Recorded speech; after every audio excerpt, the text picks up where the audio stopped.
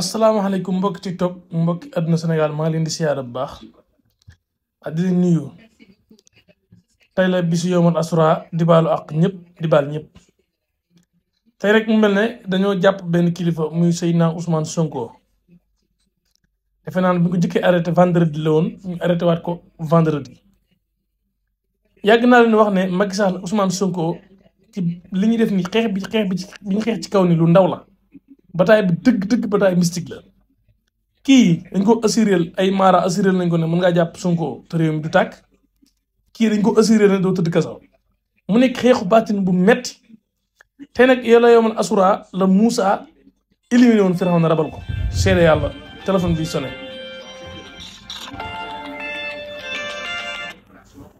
tey jii la Moussa éliminé woon Firawna labal ko léegi tey lañ bëgg a éliminer Ousmane Sonko la Moussa éliminé woon Firawna labal ko gañe guerre bi gañe xeex bi waaye nag ragal naa ne Ousmane Sonko du Firawna waaye tey vendredi dafa bokk ci nit ki loo am gàllaaj am ay rawxaan yoo xam ne laa téye vendredi dañuy néew doole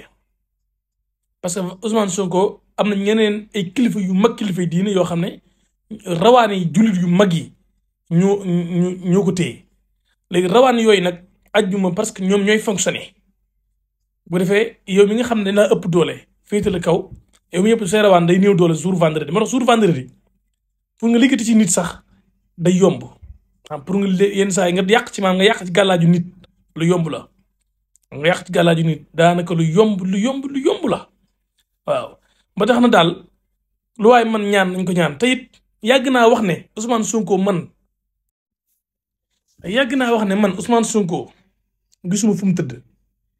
waaye liggéeyu baatin mi ma gis ñu koy liggéey ci suuf su sottee dëgg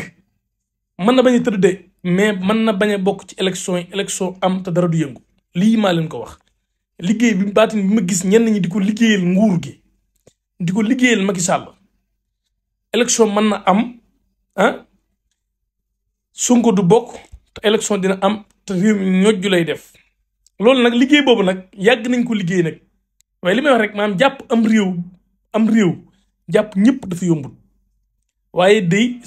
suñ defut très attention liggéey bi dina antu de mën naa antu de waaw gars yi ñaanal Sonko buñ violent dëgg di xool affaire yi guddeeg bëccëg